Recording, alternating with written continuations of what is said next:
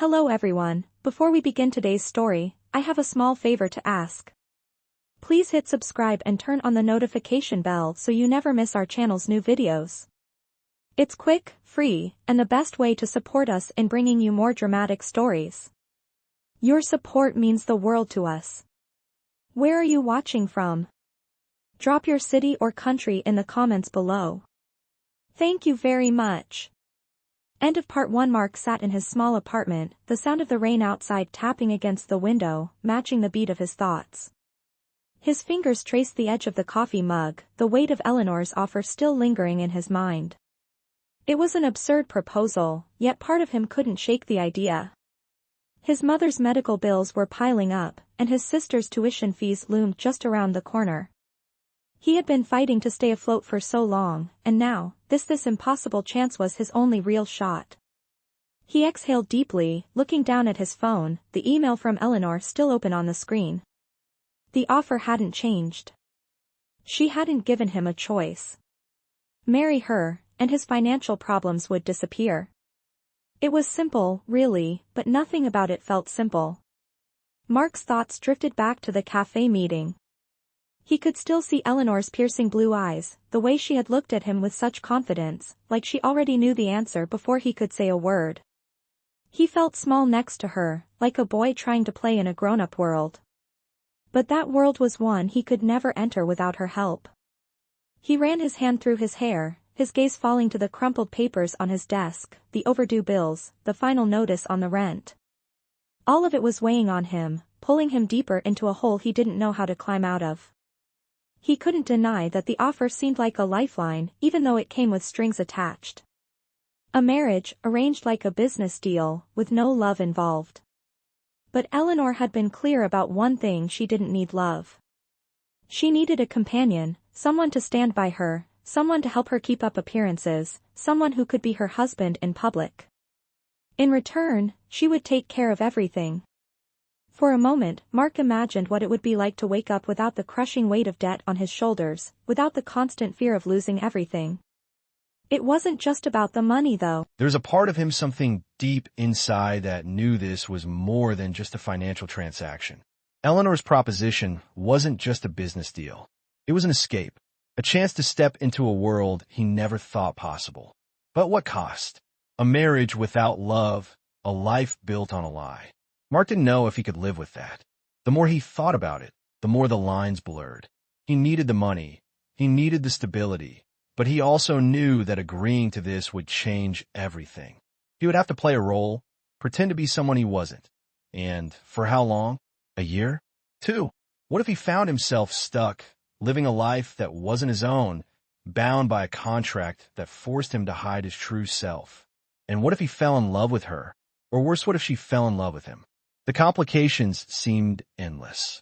Mark's phone buzzed, snapping him back to reality. He glanced at the screen, seeing the familiar name. It was his mother, calling from the hospital. Mark sighed, wiping his face with his hand before answering. "Hey, Mom," he said, trying to keep the tremor out of his voice. "Mark, sweetheart, I just want to check in. I know you're busy, but I'm really starting to worry about these bills. I don't want you to feel like you have to do this all on your own." His mother's voice came through, gentle but filled with concern. Mark felt a lump form in his throat. "I'm doing the best I can, Mom. Don't worry, okay? Everything will be fine." He knew he was lying. Everything wasn't fine. It hadn't been for a long time. His mother was quiet for a moment, and then she said, "I know you're trying, Mark.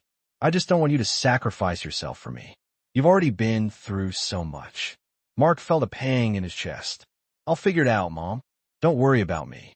He hung up the phone and sat in silence for a long moment, the weight of her words sinking in. He wanted to protect her, to take away all the stress.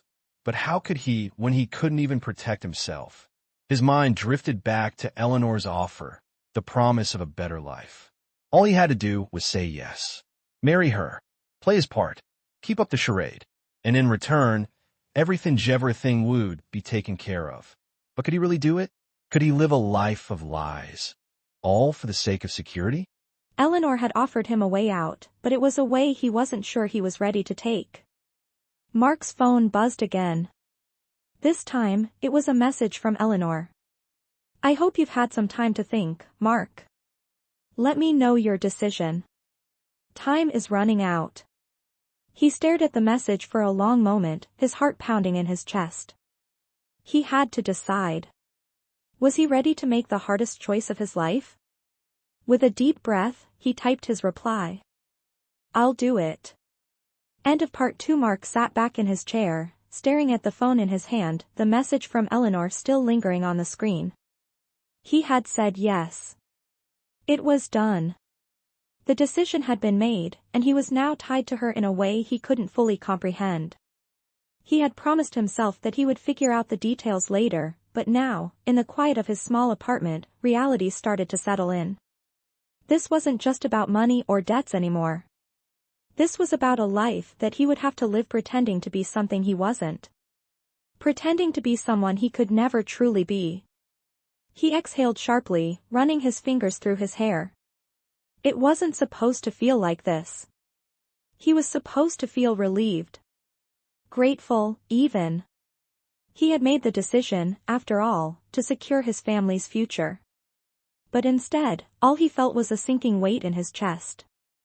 Eleanor was a woman of power, wealth, and control. She didn't need a husband for love. She needed someone to stand by her side, to play the role of a partner in a world that demanded appearances. And that was what he was going to do. Play a role. The next day, Mark stood in front of Eleanor's office building, the towering glass structure looming over him like a monument to everything he couldn't touch. He had never been inside a place like this, never even dreamed of walking through these doors. But now, he was about to sign his life away. Or at least, the part of it that mattered. The part that kept him bound to his family's struggles and his own pride. He stepped through the revolving doors, his heart pounding in his chest. The receptionist gave him a polite smile as she directed him to the elevator. Eleanor was waiting for him on the top floor. Mark tried to steady his breathing, but his nerves were getting the best of him. This was it. The moment that would change everything. The elevator doors opened, and Mark stepped out into a sleek, modern lobby. Eleanor was already standing there, her back straight and her posture impeccable. She wore a tailored suit, the kind that only someone with her wealth and status could pull off effortlessly. Her eyes met his, and she gave him a small nod. "Mark," she said, her voice as calm and confident as it had been during their first meeting. "I'm glad you came." He nodded, though his throat was tight, making it hard to speak. "Yeah, I'm here." She gestured for him to follow her down the hall. The walls were lined with expensive artwork, the kind of pieces that Mark had only seen in magazines. As they walked, Eleanor spoke casually, telling him about the various events they would need to attend, the image they needed to maintain, the role he would play. Mark listened quietly, trying to absorb it all. His mind was reeling, but he couldn't afford to hesitate now. They reached a large conference room, and Eleanor opened the door. Inside, a few of her assistants were already gathered, working on various papers and laptops. They all looked up as she entered, and she gave them a brief, professional smile. "This is Mark Davis," she said, introducing him to the room. "He'll be playing the part of my husband, effective immediately." The way she said it made it sound almost effortless, as if this was nothing more than another business transaction. And in many ways, Mark realized that was all it was. The assistants exchanged glances but said nothing. Eleanor's authority was clear, and no one questioned her decisions. Mark felt a strange sense of detachment as he stood there, not quite believing that this was really happening. He had gone from being a struggling law student to playing the part of a husband in a deal that could change everything. "I'll have the papers ready for you to sign shortly," Eleanor said, her voice cutting through his thoughts. "But first, there's something I want you to understand." Mark looked up at her, his mind already racing ahead, thinking of the next steps, the next thing he would need to do. But Eleanor's gaze softened just slightly as she spoke again. "This isn't just about what's on paper," she said, her voice lower now, almost thoughtful. "This is about keeping everything running smoothly. My reputation, my business, everything I've worked for depends on this." "I need someone who will stand by me, who will help me navigate the world I'm in." Mark swallowed hard, his throat dry. "I get it," he said, his voice almost a whisper. I'm here to play the part. Eleanor's eyes met his, and for the first time, Mark saw a flicker of something behind her composed exterior. Good, she said simply. Because this isn't just about us. This is about everything we stand to gain, and everything we could lose. Mark nodded, though he wasn't entirely sure what he had just signed up for.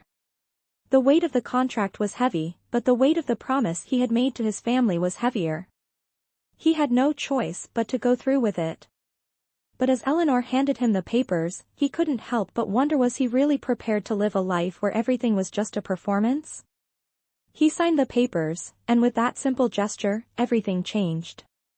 His future, his identity, his relationships, all of it would be shaped by this one decision. And there was no going back. End of part 3. The morning of the ceremony arrived with a strange stillness in the air. Mark stood in front of the mirror in a perfectly tailored black suit that fit him better than anything he had ever owned. The reflection staring back at him looked like a stranger, confident, composed, even handsome, but inside, his heart was pounding. In just a few hours, he would be married to Eleanor Brooks, the woman who had offered him the strangest deal of his life. It was not love. It was not even friendship. It was a contract. A business arrangement that would change everything. He adjusted his tie, his hands trembling slightly, then drew a long breath. You can do this, he whispered to himself. You have to. At precisely 11 o'clock, a sleek black car arrived to pick him up. The driver, dressed in a formal uniform, opened the door with quiet precision. The city moved past in a blur as they drove toward the courthouse. The world outside was normal, people walking dogs, couples laughing over coffee, and for a moment, Mark wished he could trade places with any of them. But that kind of life was not his anymore. Not after today. When they reached the courthouse, Eleanor was already there, waiting at the steps.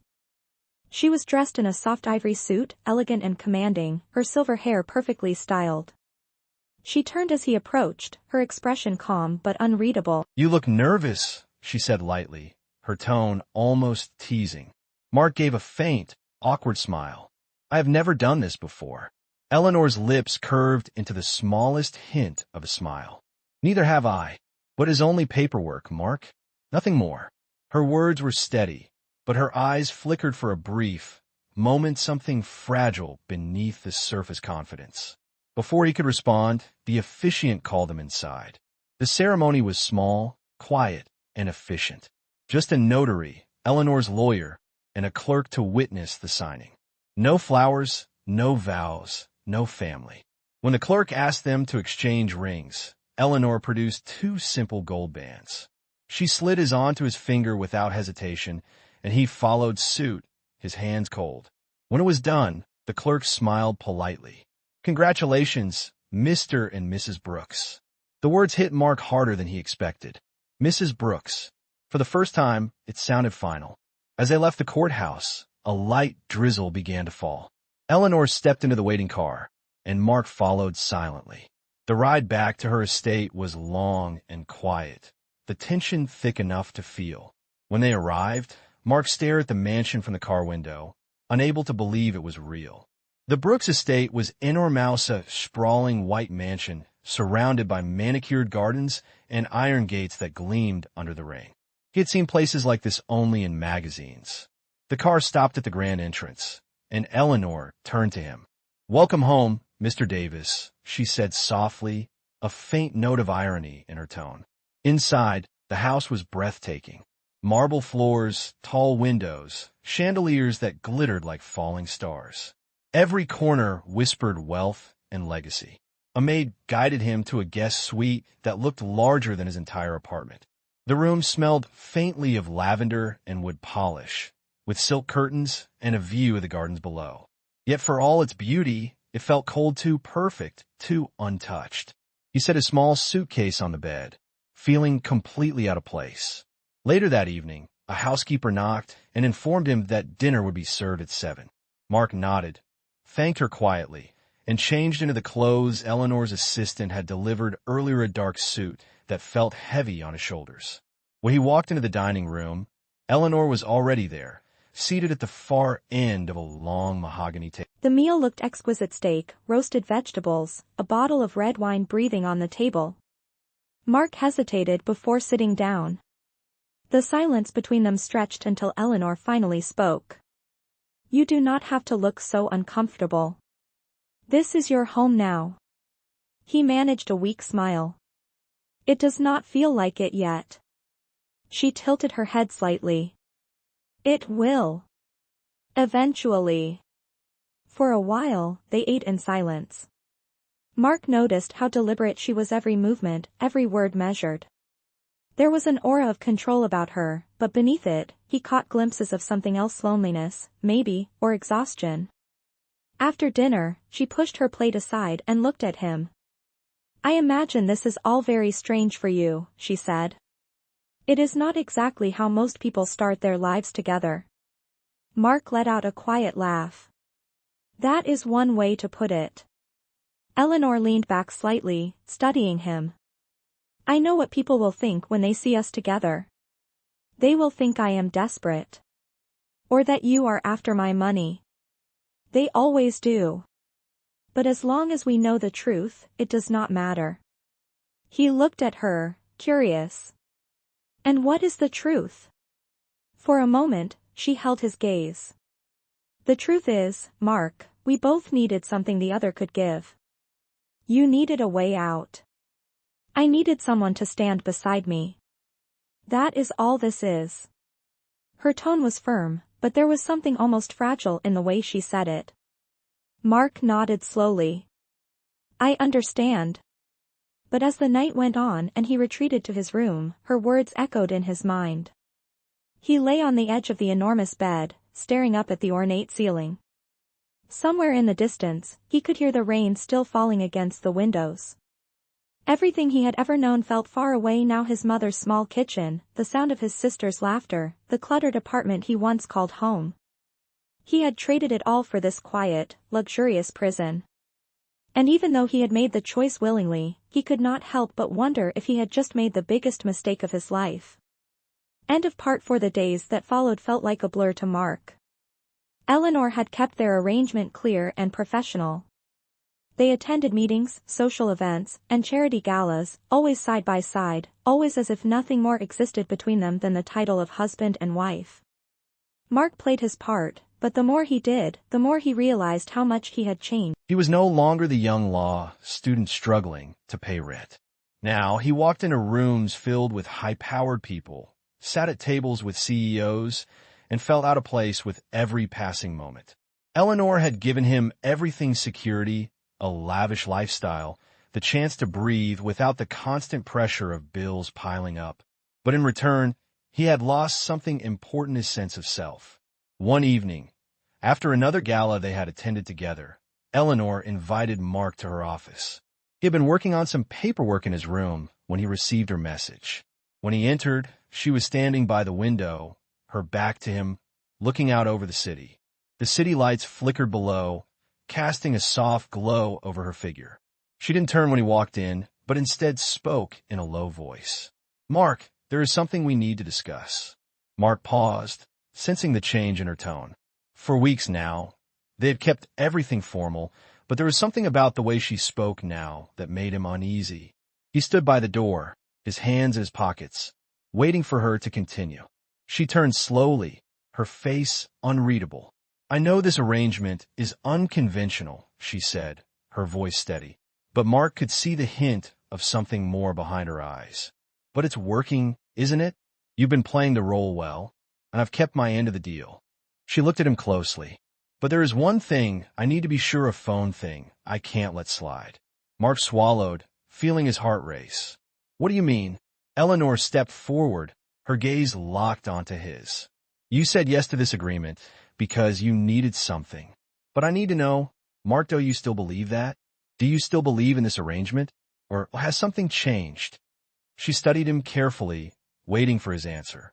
Mark opened his mouth to respond, but the words caught in his throat. He had promised himself that he would never get too attached to this life, that he would stick to the deal, to the contract. But the longer he stayed in this mansion, the longer he lived this lie, the more it felt like he was losing himself. He thought about the times he had found himself laughing with Eleanor at a gala, or the late-night conversations they had shared in her office about their pasts. He had always kept his distance, reminding himself that this was just business. But was it? He glanced at her, searching for some sign that she understood. I never expected things to get complicated, he said quietly. But they have. Eleanor raised an eyebrow. Complicated? Mark hesitated for a moment before speaking. I don't know when it happened, but somewhere along the way, it stopped feeling like just a business arrangement. I started thinking of you as more than just my boss. More than just the woman I'm supposed to stand next to at events. I started to care. Eleanor's face softened slightly, but she quickly masked it. Mark, that's the last thing you need to be concerned about. Her voice was firm, but there was an edge to it now. We made a deal. A clear deal. We both agreed to it. And it works because we don't complicate things. Mark clenched his fists, his mind racing. Was he truly just another pawn in this game of hers? He had been so focused on surviving, on getting out of the financial mess he had been in, that he hadn't stopped to consider what it would mean to live like this. Could he keep pretending? Could he really continue playing a role for the rest of his life? He took a deep breath, trying to steady himself. I get it, Eleanor, he said, forcing himself to sound confident. I know what I signed up for. She nodded once, her eyes searching his face, as if to make sure he meant it. Then, she turned away, walking back to her desk. Good, she said, her tone shifting back to its usual cold, detached manner. Then we can move forward.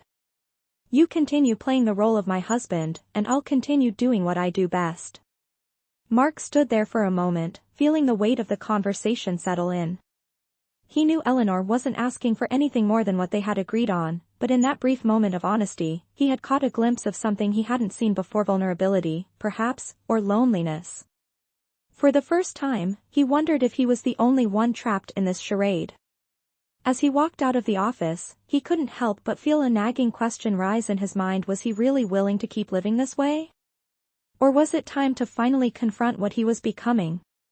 End of part 5. Mark couldn't shake the feeling of unease that had settled in his chest after his conversation with Eleanor. For days, he had pushed his growing doubts aside, focusing on the roles they played in public. He had been doing what they agreed upon, staying by her side at every gala, every business meeting, smiling for the cameras, and playing the perfect husband. But now, the cracks in the facade were starting to show.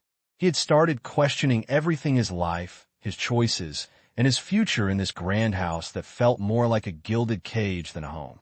The following week, Eleanor had invited him to a high-profile charity event at one of the city's most luxurious venues. It was a glamorous affair, filled with New York's elite investors, socialites, and business tycoons all mingling under glittering chandeliers.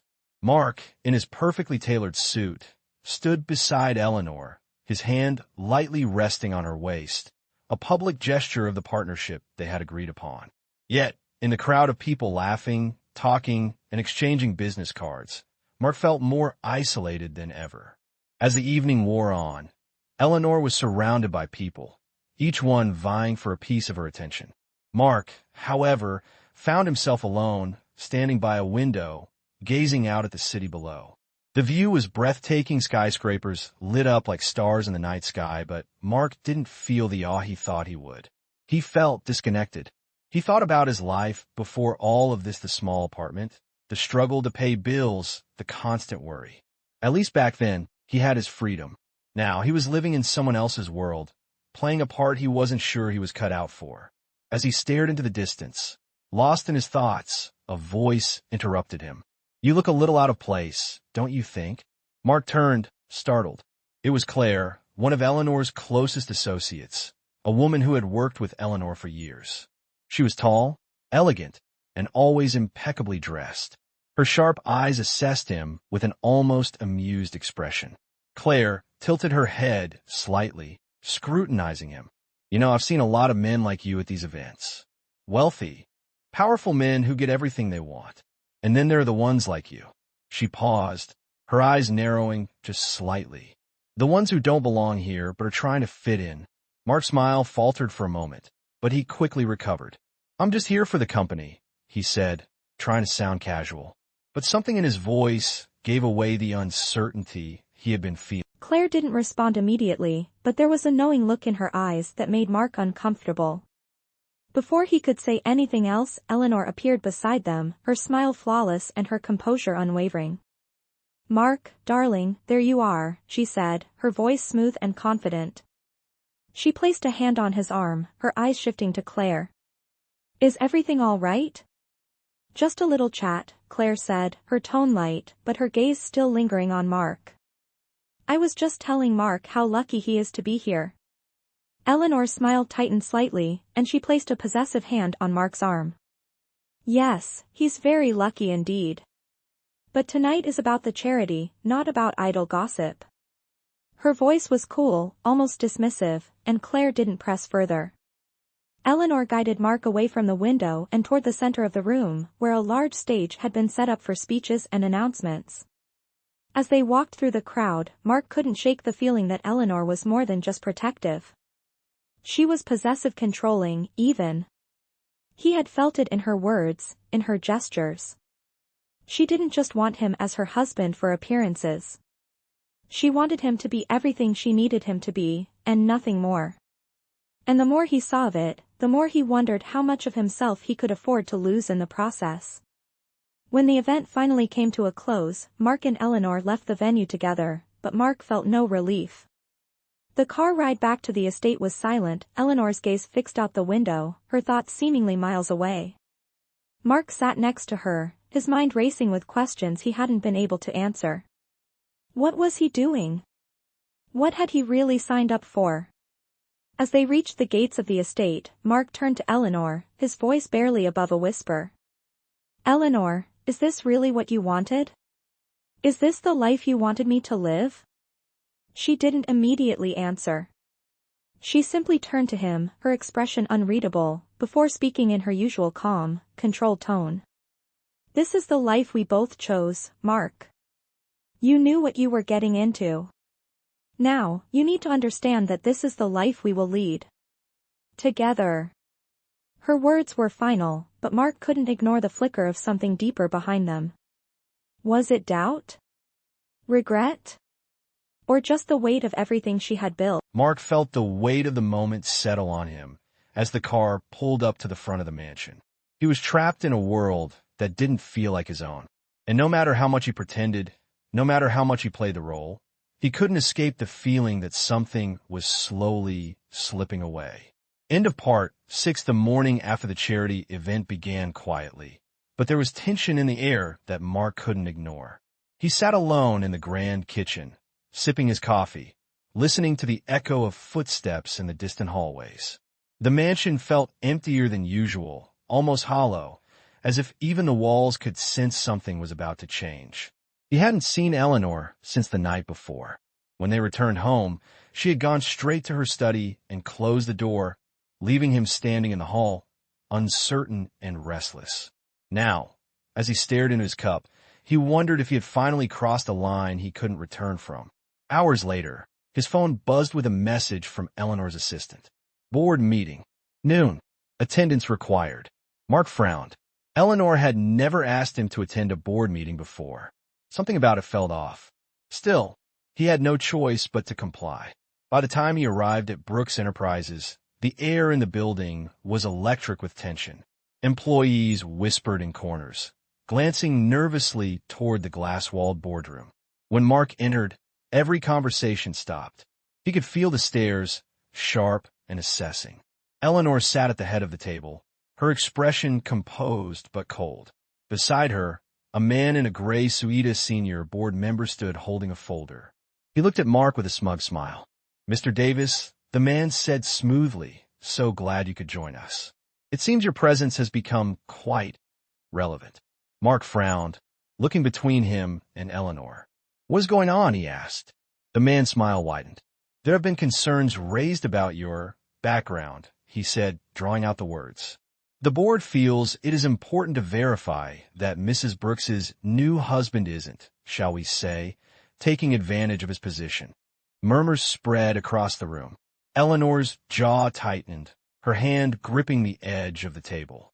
Mark could see the flicker of anger in her eyes, though her voice remained steady. "This is inappropriate," Eleanor said sharply. My husband's private life is not subject to this board's approval. But the man in gray only shrugged. When that private life affects company reputation, Mrs. Brooks, it becomes very much our concern. He turned to Mark. Tell me, Mr. Davis, how does a struggling law student with no notable achievements end up married to one of the most powerful women in the state? The words cut deep. Mark felt his pulse rise, his face flushing with humiliation. He glanced at Eleanor, but she remained silent, her expression unreadable. The silence felt like betrayal. Finally, Mark spoke, his voice steady but firm. Whatever you think you know about me, you are wrong.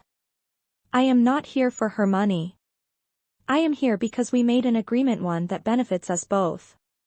The room erupted in whispers, but Eleanor's glare silenced them instantly. She stood, her voice sharp and commanding. That is enough, she said. This meeting is over. The man in gray opened his mouth to protest, but one look from her shut him down. If anyone here wishes to question my judgment again, they can clear out their desks by the end of the day. Her authority was absolute, and no one dared challenge her. But even as the room fell silent, the damage was done. As they left the boardroom, Eleanor walked briskly ahead, her heels clicking against the marble floor. Mark followed, his chest tight. When they reached the elevator, she turned to him, her eyes blazing. Do you see what you have done? She hissed. They are questioning everything now. My decisions, my credibility because of you. Mark's stomach twisted. I didn't ask to be dragged into that meeting, he said quietly. I have done everything you asked me to. Eleanor shook her head, her voice cold. Maybe that is the problem, Mark. You are doing everything I ask but nothing more. The elevator doors closed, and for the first time since their marriage, Mark saw something in her expression that unsettled him deeply. Not anger. Not control. But fear. End of part 7. The days following the board meeting were tense. Eleanor had become even more distant, retreating into her work and avoiding any meaningful conversation with Mark. He understood why. She was a woman who thrived on control, and this challenge to her authority had shaken her. But it had also left Mark with a growing sense of unease. The tension between them had always been there, but now it felt suffocating, like they were walking on a tightrope, unsure of which way it would snap. Mark spent his days lost in his thoughts, his mind racing with doubts and fears. The lavish mansion, once a symbol of escape and comfort, now felt more like a gilded cage. He was constantly reminded of how little he truly belonged here. Eleanor's world was too big, too far removed from everything he knew. And the more he tried to fit in, the more he realized that this marriage was becoming a prison of his own making. One evening, as Mark sat in the library of the estate, scrolling through old legal papers, a soft knock at the door startled him. He looked up to see Eleanor standing in the doorway, her expression unreadable. "May I come in?" she asked, her tone polite but distant. Mark nodded, setting aside the papers. Eleanor stepped inside and closed the door behind her, walking over to the window and gazing out at the sprawling grounds. For a moment, neither of them spoke. The silence between them was thick, filled with unspoken words and unresolved tension. Finally, Eleanor turned to face him, her eyes softer now, but still guarded. "I wanted to apologize," she said, her voice low, "for how things have been lately. I've been preoccupied." She hesitated, as if trying to find the right words. "I didn't expect things to get this complicated, Mark." Mark looked at her, surprised by the sudden shift in her tone. "Complicated? Eleanor, this was always complicated." His voice was tinged with frustration. "But what do you mean by complicated?" Eleanor sighed, walking closer to him. "I mean that this marriage was supposed to be a way out for both of us. A solution. But it hasn't been that. Not for me, Not for you.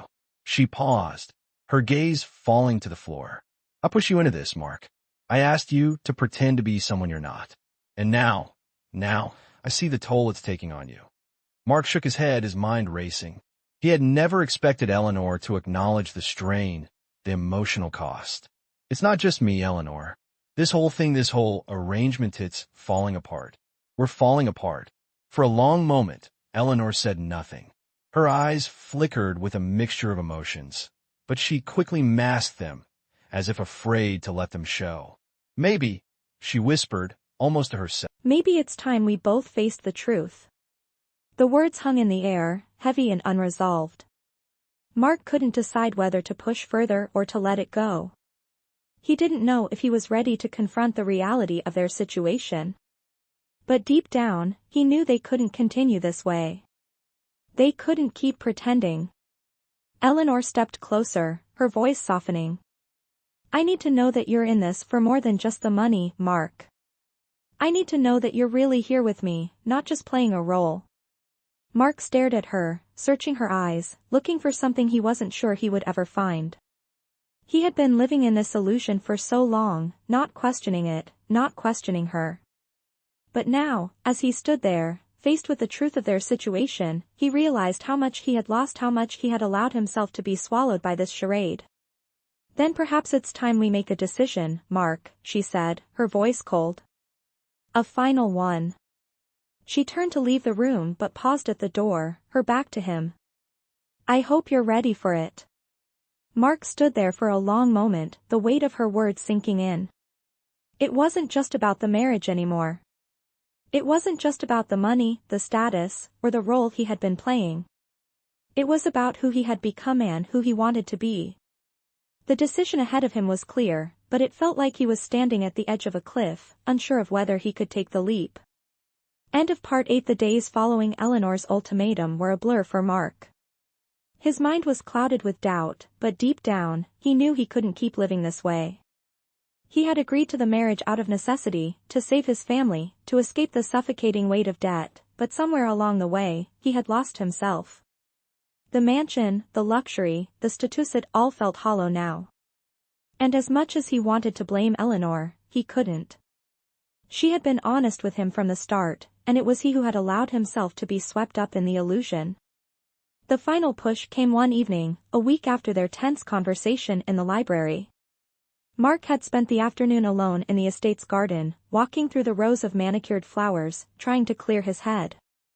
When he returned to the house, he found Eleanor waiting for him in the living room, her expression unreadable, as always. This time, however, there was a different energy in the air, something less controlled, less distant. Mark, we need to talk, she said, her voice soft but firm.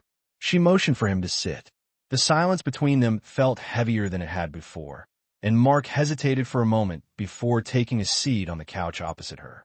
Eleanor didn't waste time. I've been thinking, she started, her eyes meeting his. We can't keep doing this. Not like this. Mark's heart skipped a beat. For the first time in weeks, he saw a crack in Eleanor's armor. What do you mean? He asked, his voice steady but unsure. Eleanor took a deep breath, her gaze shifting to the floor for a moment before returning to his. We've both been pretending. I'm not blind, Mark. I see how this is affecting you. It's not fair to either of us. You never signed up for this life, not really. And I don't think I can keep asking you to play a role I never should have put you in. Mark sat in stunned silence. He had always believed that it was his own discontent, his own struggle with the situation that was the problem. But hearing Eleanor admit it had, they were both trapped in a lie opened, a floodgate of emotions he hadn't expected. Then what do we do? He asked quietly. Eleanor's expression softened, but there was still a coldness to it, a certain resignation. We let go, she said simply. It's time we stop pretending. We both need to live our own lives, Mark. You deserve more than this, more than a contract. And I need to face the truth about what I've been doing. Mark felt a wave of relief rush over him, mixed with an unfamiliar sadness. For the first time since this all began, he felt like he could breathe. He had been holding on to something that wasn't real, and now, finally, he was being given the freedom to let it go. But even as he accepted the truth of her words, A part of him couldn't help but wonder about what could have been. He had seen glimpses of something more between them, something deeper, but it was buried beneath the weight of their arrangement. Now, it seemed that both of them had to move on separate ways, without looking back. "I never wanted this to end like this," Mark said, his voice thick with emotion. "But I don't think we can go back to what we were before. And maybe that's okay." Eleanor nodded slowly, her lips pressing into a tight line. "It's more than okay, Mark. It's the only way forward." She stood up and walked toward the door, her hand resting on the handle. "You're free now. We both are." Mark watched her go, the weight of her words settling heavily in his chest. For the first time in what felt like forever, he didn't feel trapped. He didn't feel like he was playing a role anymore. He was just Mark Devise, a man who had lived through a lie but was now free to rewrite his own story. Eleanor had given him the freedom to walk away, to reclaim the life he had lost.